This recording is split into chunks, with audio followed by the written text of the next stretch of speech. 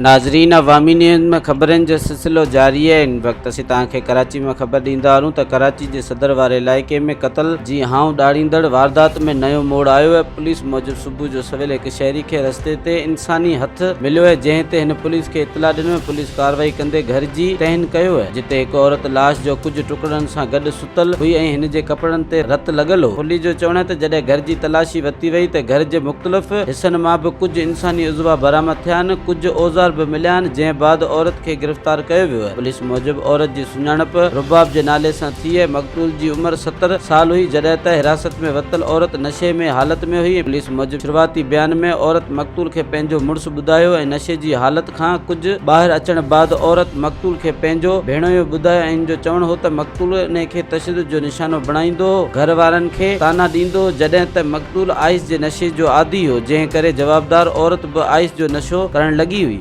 मज़ीद खबरों और तफसीलात के लिए विजिट करें हमारी वेबसाइट www.awamiNewsHD.com।